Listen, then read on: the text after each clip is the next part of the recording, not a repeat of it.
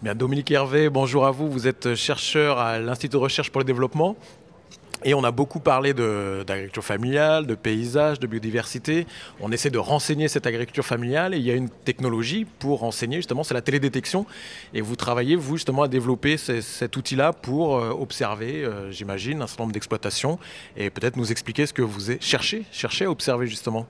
Merci beaucoup. Alors effectivement, la télédétection, on pense tout de suite à la gestion de l'environnement, donc la météo, le changement climatique. On pense à des grands écosystèmes, la forêt, la mangrove, les oasis, qui sont en voie de disparition. Et on oublie peut-être, on pense aussi aux catastrophes, avant, après un tsunami, avant, après une éruption volcanique. Effectivement, des images spatiales, aériennes, peuvent permettre de comparer l'avant et l'après. Mais on oublie peut-être que gestion des ressources renouvelables, ça implique gestion.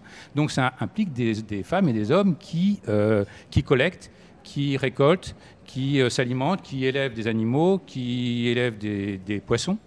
Et donc, pour capter cette gestion des ressources renouvelables, il faut descendre d'échelle. Il faut passer au bassin versant, il faut passer aux parcelles. Et souvent, la petite agriculture paysanne, elle cultive des parcelles de moins d'1 hectare. Donc, on est en limite des outils actuels. Alors, il est sûr que on est passé des photos aériennes à la télédétection, donc avec des images satellites, qu'il y a un mouvement très général vers la très haute résolution, ce qu'on appelle THR, la très, très haute résolution. Donc, on est passé de, disons, 30 mètres, des résolutions au sol 30 mètres, 10 mètres. En fait, c'est quoi la télédétection? Et maintenant, on en est à 1 mètre. Donc, on a des outils très performants. Quand vous parlez de télédétection, c'est quoi la télédétection? C'est des images on prend des photos envoyées du ciel et qui reviennent, après être passées sur la surface du globe, dans le capteur. Et le capteur mesure la différence. Donc il mesure la réponse spectrale, il mesure un peu ce qu'on voit. Mais et c'est pour vous donner une idée de quoi? Du nombre de champs? Les photos aériennes, on les voit. Les satellites, ce qu'ils mesurent, c'est ce qu'on appelle le pixel. C'est quelque chose qui subit un traitement informatique et mathématique pour en sortir une image. Donc il y a tout un appareil quand même informatique. Et cette image, il faut la confronter à la réalité pour pouvoir en déduire avec certitude quel est le contenu. Quelles sont les limites? Par exemple, des limites de parcelles, on peut les voir. Donc, les limites de parcelles, c'est la propriété. Et aussi, quel est le végétal? Donc, des forêts, non-forêts, des types de cultures irriguées, non irriguées. On arrive à le voir. Donc, l'intérêt principal, c'est les changements. C'est mesurer des changements entre des dates d'images. Et à partir de la compréhension du changement passé, on peut remonter jusqu'à 50 ans avec les premières images aériennes, ensuite les satellites qui sont de plus en plus fréquents, de plus en plus performants. Donc sur à peu près 50 ans, essayer d'anticiper les changements à venir.